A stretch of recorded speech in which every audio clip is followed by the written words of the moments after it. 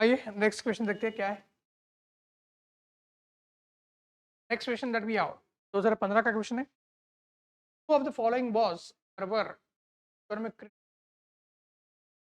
colonization colonialism in India?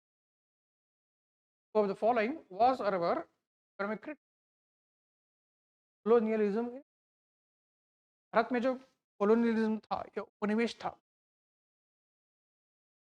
का criticism है या टिप्पणी है उसके ऊपर। First Dadabhai Naoroji, Subramania Iyer and third R C Dutt. तो ये भी फैक्चुअल क्वेश्चन है और ये जो तीनों नाम है कहीं ना कहीं नेशनलिस्ट मूवमेंट से जुड़े हुए हैं।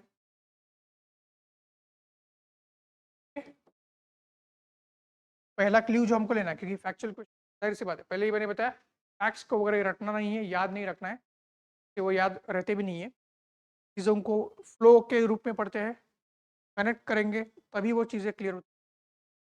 साथ जो फैक्ट्स एसोसिएटेड है वो भी क्लियर रहते हैं। तो इवेंट को समझना ज़्यादा ज़रूरी है, उस इवेंट का टाइम फ्रेम ध्यान में रखना ज़रूरी है। उसमें भी फिर से वो ईयर वगैरह याद नहीं रखना है, ओवरऑल एक टाइम फ्रेम याद रखना है। इंजरी कौन सी है, क्या है और किस से क्या इवेंट हुई है और उसके साथ जो चीज़ें क्या ओवरऑल कनेक्टेड थी, क्या वो इवेंट के पीछे का रीज़न क्या है, बैकग्राउंड क्या है, अपने आप वो फैक्ट भी आपको याद रहेगा। ये नेशनलिस्ट लीडर्स है और ये समय कब का है, जब हमारा इंडियन नेशनलिज्म आ रहा था, राइज ऑफ नेशनलिज्म।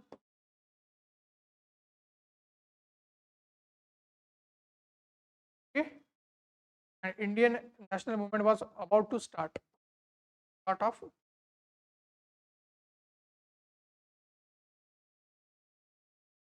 ध्यान में रखनी है ये चीज़, जब ध्यान में रहेगी अपने आप ये नाम क्लियर हो जाएंगे आपको। ऑलमोस्ट लेट 19th सेंचुरी में हमारा कांग्रेस आ गया, नेशनल मूवमेंट चालू हो गई। लेट पर्सनलिटीज की तरफ कोलोनियलिज्म के ऊपर क्रिटिसिज्म किया गया था। They were not only nationalist leaders, they were also intellectual. पर सिर्फ लीडर नहीं थे, वो सारे के सारे क्या है, इंटेलेक्चुअल्स। ये भी चीज़ ध्यान में रखनी है, ठीक है।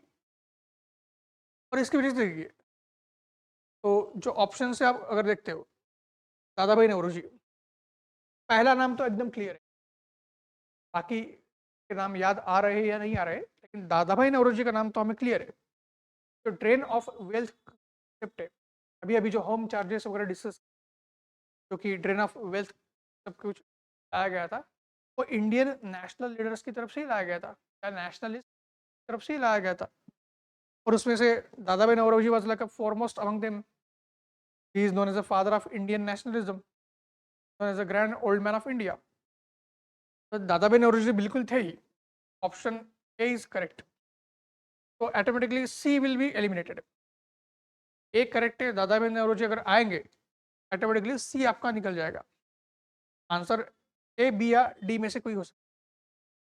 सेकंड इज जी सुब्रमण्यम अय्यर। तो अगर दादा भाई नौरोजी इकोनॉमिक क्रिटिक थे, ब्रिटिश ट्रेन ऑफ वेल्थ के कंपनी इकोनॉमिक पॉलिसीज थे, तो जी सुब्रमण्यम अय्यर ये आपके इकोनॉमिक क्रिटिक भी रहे हैं and he was like a political leader और a national leader also.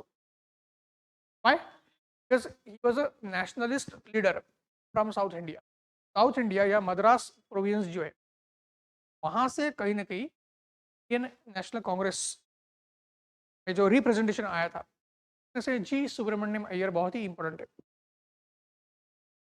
Indian national Congress जो बर्थ हुआ उससे जस्ट पहले, साल पहले 1884 में मद्रास महाजन सभा आई थी।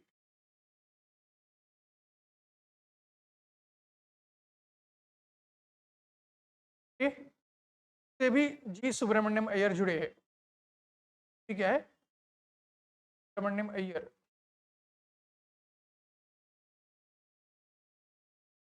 जुड़े थे, ये चीज ध्यान में रखनी है। एंड इस वजह से क्या है, कहीं ना कहीं का रोल यहाँ पे इम्पोर्टेंट हो जाता है as the part of economy. और साथ ही साथ हमारे पास RC दत्त है, तो बंगाल से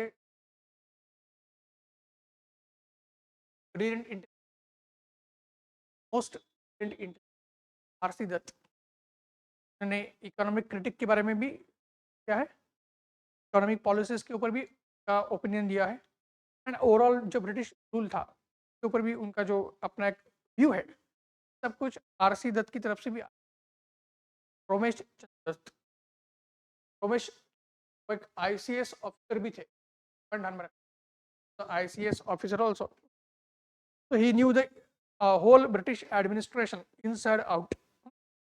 पूरा का पूरा जो ब्रिटिश एडमिनिस्ट्रेशन था वो अंदर बाहर से उनको क्लियर, जैसे एक टाइम में वो पॉलिसी मेकर रहे थे, तरीके से वो इंडिया के लिए डेट्रीमेंटल थी, ये सब कुछ वो जानते थे। RC दत्त भी, अब D will get the idea, the answer, बाकी सारे ऑप्शन एलिमिनेट हो जाएंगे और क्यों हो जाएंगे, क्लियर हो जाएगा। ठीक है, चलिए आगे चलते हैं।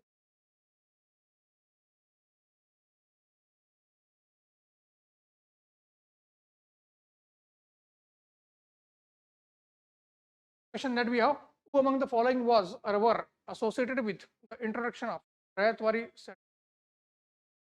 During the British rule? 2017 का क्वेश्चन है, 17 का एक क्वेश्चन है। और अगर आप देखते हो तो बार बार लैंड रेवेन्यू सेटलमेंट्स के ऊपर क्वेश्चन आ रहे हैं। परमानेंट सेटलमेंट का एक क्वेश्चन पूछा गया, रैयतवाड़ी का अभी अभी देखा, एक और क्वेश्चन रैयतवाड़ी के ऊपर है, तो हमें एरिया पता चलेगा। ब्रिटिश इकोनॉमिक पॉलिसीज के ऊपर बहुत सारे क्वेश्चन आ रहे हैं, चाहे वो लैंड रेवेन्यू सेटलमेंट्स होगी या ब्रिटिश इकोनॉमिक पॉलिसीज का इम्पैक्ट या कॉन्सिक्वेंस इंडिया के ऊपर उस समय क्या हुआ था, इन दो एरिया से क्वेश्चन बहुत आए हैं, ध्यान में रखिए एग्जाम परस्पेक्टिव से। तो रैयतवाड़ी जो सेटलमेंट से कौन जुड़ा हुआ है या पर्सनैलिटी हमको डिस्कस करना, पहला ही नाम है लॉर्ड कॉर्नवालिस, यही से आपको करेक्ट आंसर मिल जाएगा। थोड़ी देर पहले ही हमने डिस्कस किया था, लॉर्ड कॉर्नवालिस जो है वो परमानेंट सेटलमेंट के फादर। लॉर्ड कॉर्नवालिस क्या है, तो फादर ऑफ परमानेंट पुलिस। अगर परमानेंट सेटलमेंट है, अगर रैयतवाड़ी सेटलमेंट के बारे में पूछा गया है, अपने आप पहला ऑप्शन एलिमिनेट हो जाएगा। अपने आप पहला ऑप्शन क्या है, एलिमिनेट हो, एंड फर्स्ट ऑप्शन एलिमिनेट हो गया, आपके पास करेक्ट ऑप्शन आ रहा है। आपको ज़्यादा सोचने की ज़रूरत नहीं है, ठीक, ज़्यादा उसके ऊपर ध्यान देने की ज़रूरत नहीं है। All three other option get eliminated, तो क्वेश्चन में ही आंसर छुपा होता है। अपने आप UPSC पहले से ही क्ल्यू देती है, आपका आंसर करेक्ट आ जाए। बस वो जो प्रेशर रहता है टाइम का, उस प्रेशर में आपको एग्जाम हॉल में वो ध्यान में रखना है। You have to calm yourself, you have to hold your nerves that you can go on to have the correct answer. और कॉर्नवालिस परमानेंट सेटलमेंट से जुड़े हुए एंड रैयतवाड़ी जो सेटलमेंट है उससे जुड़े हुए लोग के रीड। अगर Cornwallis is the father of a permanent settlement, so was the governor of Madras, governor of Madras, the father of Rayatwadi, the father of Rayatwadi. Okay? And Alexander Reed जो है, he was a drafter.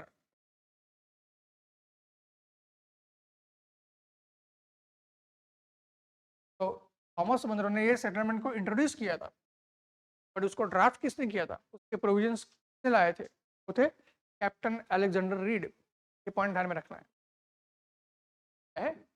Answer आपका 23 आ जाएगा। तो पहले पहले ही आपको question दिया गया है, ताकि आपका आंसर सही आ जाए। तो बहुत ही सिंपल तरीके से हम सॉल्व कर सकते हैं। चलिए आगे जाते हैं, क्या देखते हैं।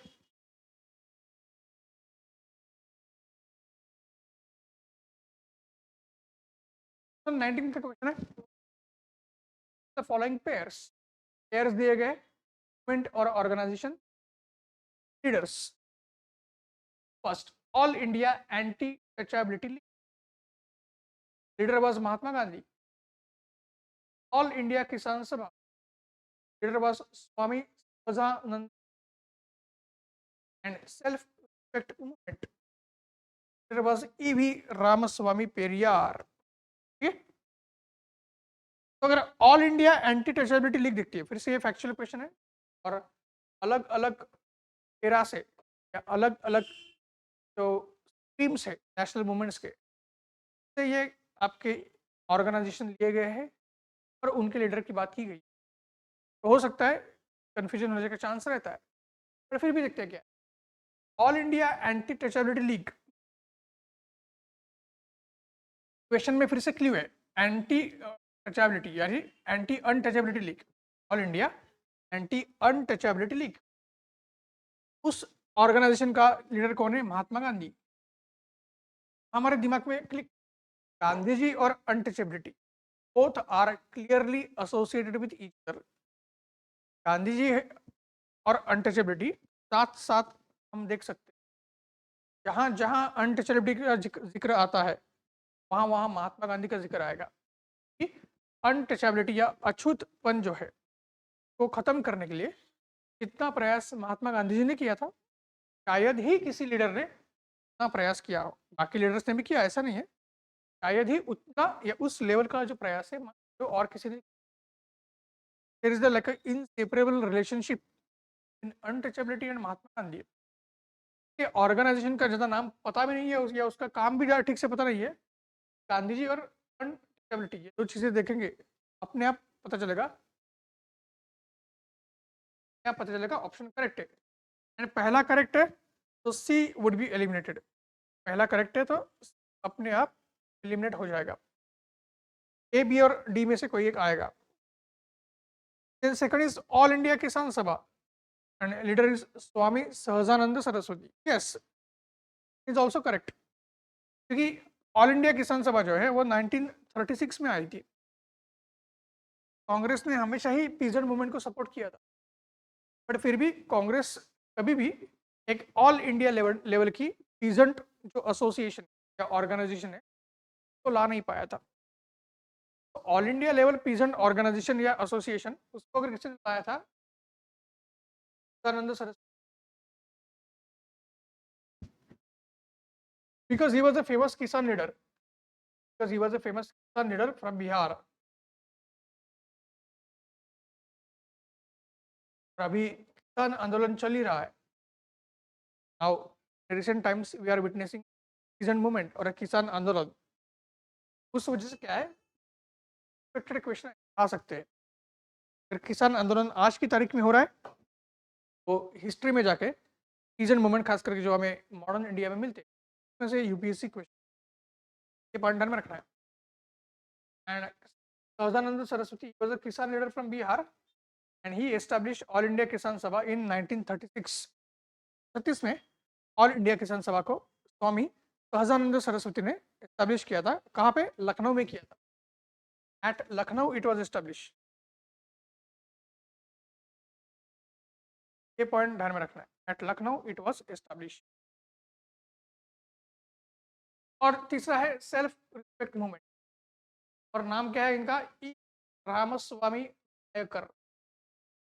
अगर आप देखते हो थोड़ा ज़्यादा कुछ पता भी नहीं है सेल्फ रिस्पेक्ट मूवमेंट क्या है, ये नाम ऐसा है कि एकदम से पता नहीं चलेगा ये किस कॉन्टेक्स्ट में मूवमेंट है।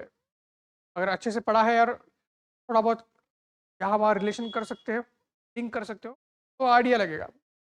बट एक दो बार पढ़ा है और फिर बाद में भूल अगर गए हैं तो एकदम से याद नहीं आएगा सेल्फ रिस्पेक्ट कहाँ है, कब पढ़ा था हमने, और मॉडर्न इंडिया में एक्चुअली होता है क्या ये मूवमेंट।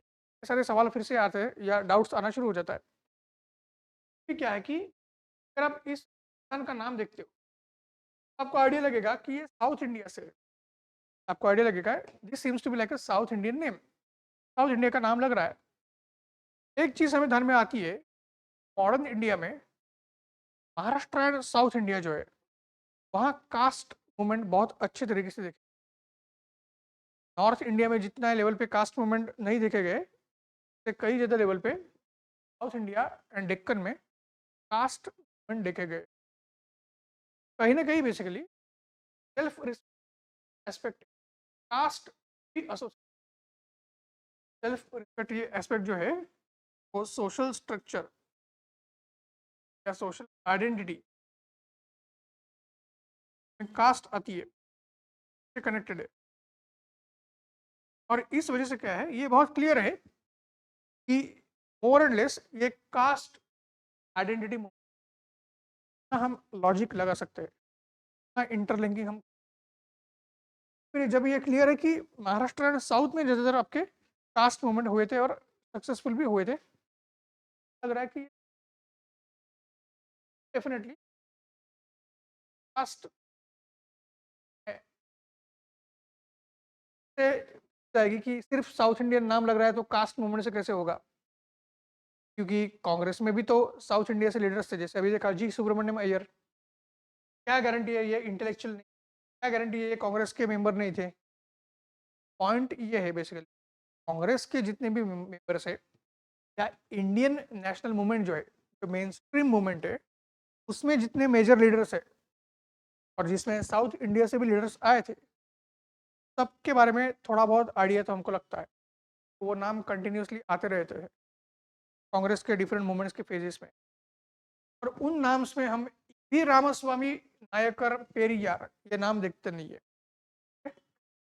बट जब सोशल आइडेंटिटी या कास्ट आइडेंटिटी की बात आती है, उसमें ये नाम बहुत बार आता है, उसमें ये नाम बहुत जिक्र आते रहता है, तो ये कनेक्टेड आता है नाम से हमें पता चलेगा कहीं ना कहीं ये नाम भी सही है, जस्ट एक रैंडम साउथ इंडियन नेम नहीं है या नेशनल मूवमेंट के अदर एस्पेक्ट्स में ये नाम नहीं है, बल्कि एक स्पेसिफिक एस्पेक्ट से ये नाम जुड़ा हुआ है।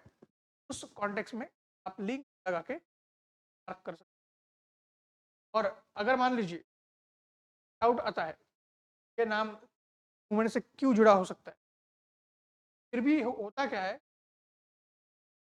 अगर फिर से पे जाते हैं 1 और 2, पॉइंट ये है कि 1 और 2 की कास्ट आइडेंटिटी जो है का मामला तो सुलझता नहीं है। कास्ट आइडेंटिटी और कास्ट मूवमेंट तो हो ही थे, और साथ ही साथ हमने देखा डिफरेंट साउथ में हुए थे, तो ऑटोमेटिकली इन मूवमेंट्स के जो लीडर्स थे उनमें ऐसे कोई लीडर्स हमको दिखते नहीं जो ऑल इंडिया लेवल पे थे या ऑल इंडिया लेवल पे होके आके लीड किया, या इंडिया के अदर पार्ट्स के जो लीडर्स है उन्होंने आके इसको लीड किया।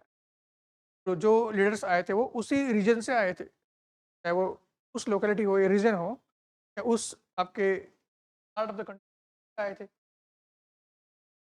आप ये कनेक्ट कर सकते हो कहीं ना कहीं साउथ इंडिया के मूवमेंट का वो आपको मिले, और उस सेल्फ रामास्वामी नायकर पेरियार ये भी करेक्ट पॉइंट ध्यान में रखना है। ठीक है, इस तरीके से हमको चीज़ों को देखना है।